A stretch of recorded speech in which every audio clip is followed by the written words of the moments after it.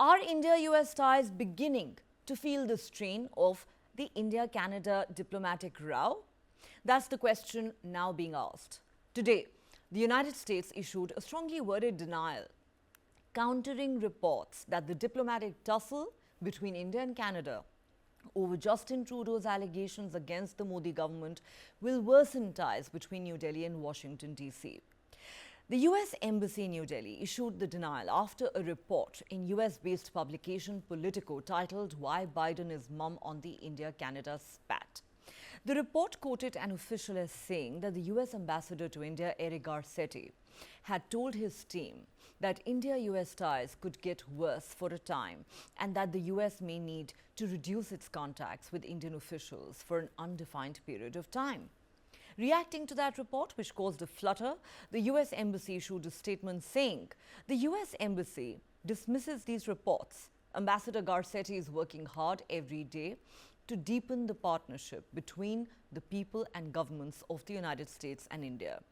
As his personal engagement and public schedule demonstrates, Ambassador Garcetti and the U.S. mission to India are working every day to advance the important strategic and consequential partnership that we have with India. This comes weeks after Canadian Prime Minister Justin Trudeau sparked a major diplomatic row by accusing India of orchestrating the killing of Khanistani terrorist and Canadian citizen Hardeep Singh Nijjar. Trudeau said this in the Canadian Parliament without furnishing any evidence to back his claims. India has called the allegations absurd and motivated. The Biden administration has so far maintained that the Canadian government's allegations need to be probed. The matter also came up during a meeting between India's External Affairs Minister Dr. S. Jaishankar and U.S. Secretary of State Antony Blinken during the former's trip to the U.S. The issue was also discussed when Dr. S. Jaishankar and National Security Advisor Jake Sullivan met. John Kirby, coordinator for strategic communications at the National Security Council in the White House, said recently, "We'll certainly leave it to those two countries to talk about their bilateral relationship. We've been clear these allegations are serious. They need to be fully investigated. And of course, as we've said before, we urge India to participate actively in that investigation." Earlier, the Washington Post had reported that Canada had sought a public condemnation of Nijjar's killing from its allies, including the U.S., ahead of the G20 summit in India. But the other G7 countries were reluctant to do so. So just what happens next? Is it going to be wait and watch for the U.S. in this matter? Also, with Justin Trudeau recently saying Canada is not looking to escalate the situation with India and will continue to engage responsibly and constructively, will New Delhi, through this extremely difficult time, is Ottawa looking to climb down from its initial stance and extend an olive branch of sorts to New Delhi?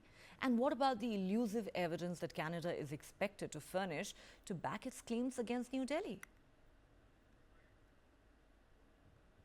As I said, I think there are conversations that are ongoing, and I don't want to get into details of diplomatic conversations as and when we have something to share on that. But as I mentioned, we have sought parity and have outlined the reasons why.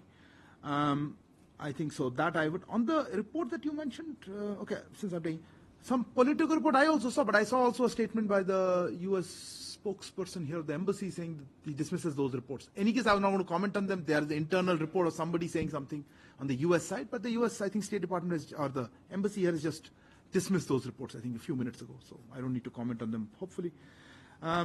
Similarly, I think this question relating to Suhasini related to Canada and also Megha, I just on the Canada, I'll come to that. Maldivians, you can please take it. I have already answered the question on cooperation.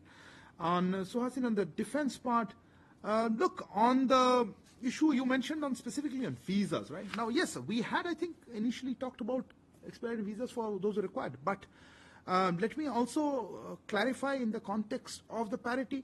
It's up to the Canadian side who they choose to staff their High Commission with. So I would refer you to details of, for them, for any details in this regard. Our concerns are related to ensuring parity in diplomatic presence. And again, as I said, why? And I think, that's been a focus very clearly. On the issue of Prime Minister of Canada, Megha, you had mentioned about ease of visa processing, they should stay. Again, as I said, we are looking at parity. We are looking at the fact that there have been interference and there has been a much higher number of Canadian diplomats here. and hence those the discussions on achieving parity are ongoing. And rest of it, I can't comment on it yet. Obviously, if the parity is achieved, given that Canada has a much larger number of people there, would likely be a reduction in the numbers. We have been taking up concerns about the security of our diplomats and our premises and other elements related to people there who are wanted by our security or our judicial systems. And we will continue to do that, and that's an ongoing conversation. I don't want to get into individual persons, but in the UK there was a protest on 2nd October, and we certainly have taken up our concerns on the security of diplomats and premises there with the UK authorities, and this has been ongoing thing. The issue is about security, about ensuring that our diplomats are able to function normally, and our premises are safe, and that the community is not targeted. All right, so what should be made of this latest controversy following this report in a US-based publication, a report that the US has, the US government, the US embassy here in India has denied. Let's understand this with our panel of experts. Joining me on Global Lens tonight, former Indian diplomats, Ambassador Ashok Sajanhar and Ambassador R.P. Kaushik. Also with us on the show is Yashovardhan Azad, former Special Director of the Intelligence Bureau. Gentlemen, welcome to Global Lens. Ambassador Sajanhar, let me begin with you. Yes, the US Embassy in New Delhi has issued a strongly worded denial. But fact of the matter is that this report in Washington DC based Politico has already set the cat among the pigeons, because it's actually quoted the US Ambassador to India, Eric Garcetti, as having told officials that not only is the India-Canada row taking its toll on India-US ties, but that for a while or an undefined period of time, you may actually see some sort of a distance between India and the US. Now, obviously, it is contrary to all the noises that Washington DC has made in recent weeks and months, going out of its way to woo India. But at the same time, what we cannot ignore, Ambassador Sajanhar, is how ever since Justin Trudeau made his allegations, unsubstantiated ones, in the Canadian Parliament, India has been getting virtually daily reminders from the United States on how these allegations are serious and India needs to cooperate with the Canadian probe. The question is, what should we make of these conflicting stories that are emerging? Yeah, thank you very much, Neha, for having me on your show. So just a couple of things. I think the United States finds itself in a rather unenviable position, in a difficult position, because after all, on one side, you have a long-standing ally, a NATO partner, NATO member, also partner in Five Eyes, a partner in G7. You work together very closely, and it's an ally. It's much more than a partner, so to say. So it's a defense ally, it's a security ally.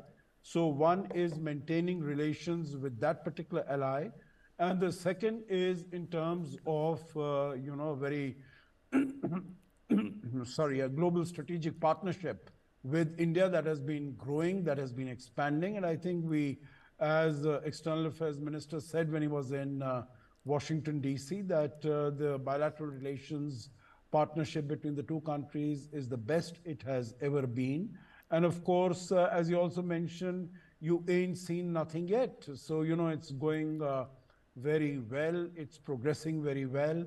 The role that the United States played as far as the G20 summit is concerned, in terms of getting the consensus declaration there, no one really expected it, but we managed to get that. And, whether it is the IMEC, that is the India, Middle East, Europe economic corridor that was signed on the sidelines of the G20. The fact that President Biden has been invited for the 26th January as the chief guest, that India is going to host the Quad Summit next year in India. So I think for all the reasons, the relationship between the two countries is doing well, is going strong. And what I can see is that, as I said, the United States is not in a very happy position, not a very comfortable position, because it has to maintain relations with both of them. That's what it's trying to do. And it is making these noises, it is making these sounds that India needs to cooperate, India needs to work together, basically to mollify Canada. You know, it has not gone all the way that Canada wanted, that you have a condemnation of India either at the G7 or otherwise.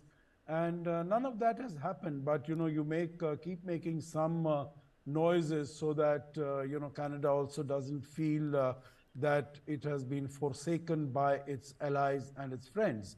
But as far as the partnership with India is concerned, I frankly do not feel that, you know, there might be a small hiccup here, you know, going forward.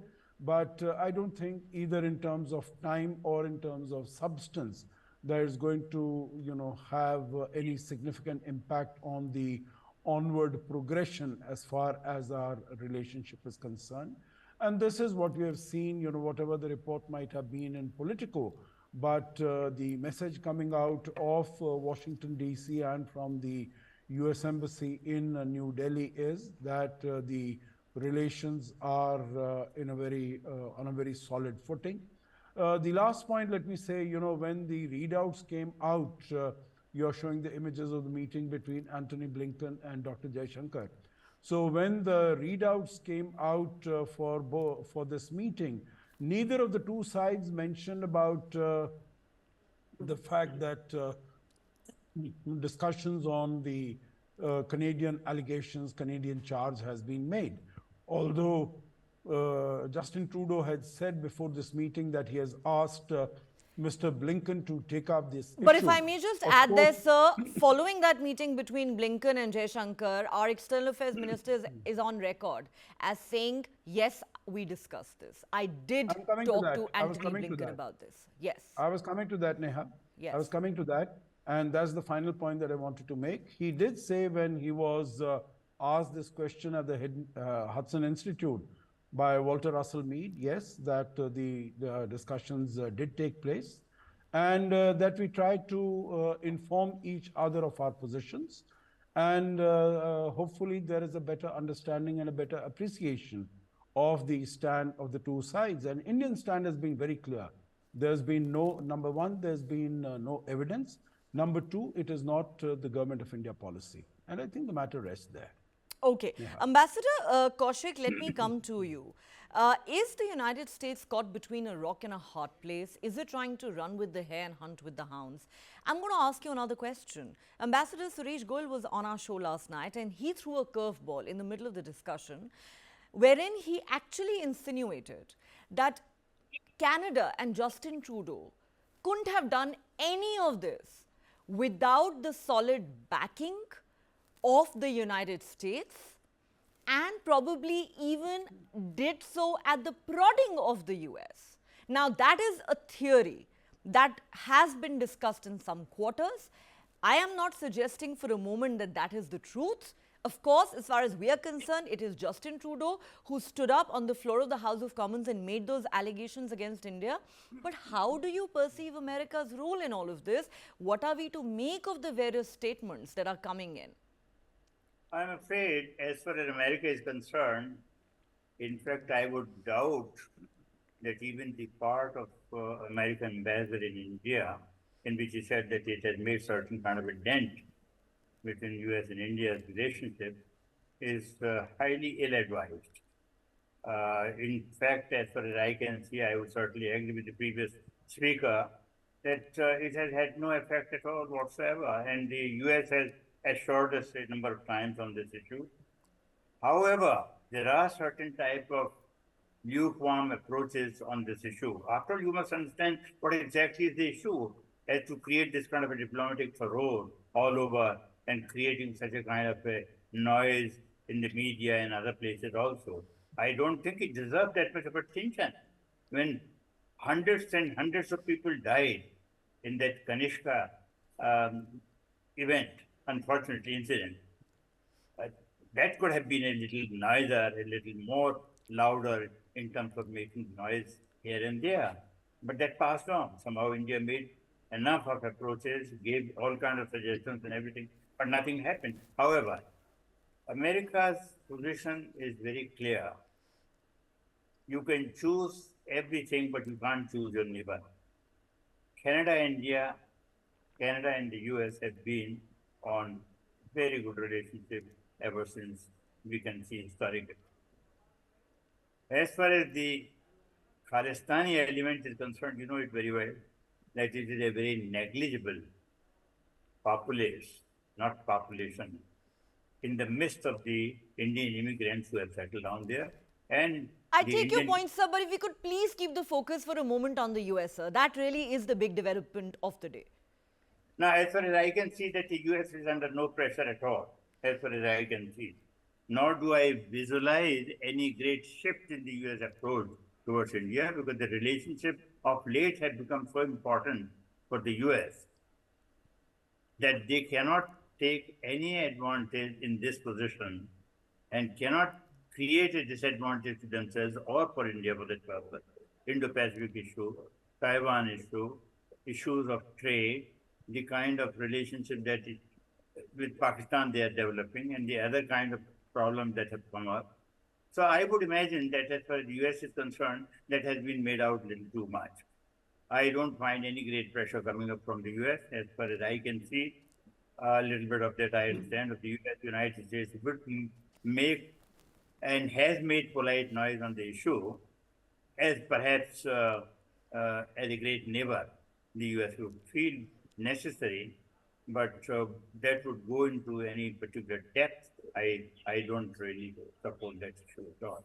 Okay, so you were saying we don't really need to worry about this having any sort of a serious impact on India-US ties, which in fact have really been growing very, very strongly of late, especially since Prime Minister Narendra Modi's recent state visit to DC. Yashupardhan Azad, let me bring you in. You are a man who understands intelligence gathering better than most others. Now, you know, Justin Trudeau has said that he based his allegations on quote-unquote credible allegations, as he puts it. We are still waiting for evidence to be presented. And he said that one of the Five Eyes partners had shared intelligence to this effect with Canada. The indication was, even though nobody's been named, that it might have come from the United States. If for the benefit of our viewers, you could just explain, how does an alliance such as Five Eyes really work? What do you think has happened in this case? See, first of all, the statement itself of Justin Trudeau is beset with a lot of problems, you see. The first question is, he was basically talking about Nija's murder, which took place about 3.5 months back. And in that murder itself, the investigation, which according to international norms has to proceed through a certain kind of, law or something like that. But in this particular case, it was said that there were two masked men who had shot at him. And there was also a getaway car, but none of them have been apprehended, none of them have been questioned.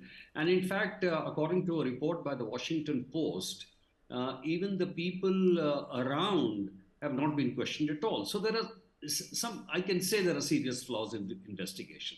Now, as far as the Five Eyes are concerned, there is a sharing of intelligence for mutual benefit, because these are friendly nations. And this kind of evidence or this kind of intelligence can be electronic based. It can be, tapping of telephones, or that a huge amount which is done in America or is done by the GCHQ, England. So it is for mutual benefit. Now, when Justin Trudeau said that the intelligence was shared by the United States after the murder took place, and Canada pointed towards credible allegations. Obviously, it also means that Canada was also kind of having a technical surveillance on our diplomats to aid that across the channel talks, etc. Maybe some intelligence was shared by America, and that is all on a routine basis. That kind of intelligence is shared by all the friendly countries with each other. It must have been with Japan, Australia, etc. But to say that in this specific case, if America has given intelligence and then it has been able to aid that investigation and you have come up with new findings, then it becomes some kind of a credible evidence which you have to share. Now, none of that has happened. So there might be sharing of many intelligence of many kinds, but for this specific investigation, if it has brought any value addition, then that has to be brought to Indian authorities, which has not been done for the last 4 months. So I would say that state is frozen. And I don't think why should, for a particular investigation, America should go out of its way to create something untoward in our diplomatic relations. So we are still exactly at that same point. In fact, appropriate noises have started coming from Canada also that we don't want to, we want to keep our relations intact with India. So I think we should leave it at that level and not see anything, anything bizarre, new happening in the relations or anything new happening, even the investigation by way of findings. Okay. Yeah. Fact of the matter is, no evidence has been forthcoming. And yes, you're quite right, Justin Trudeau also, it seems, has climbed down from his stance somewhat when he said, we don't want to escalate this matter any further with India. We are committed to building stronger ties with New Delhi.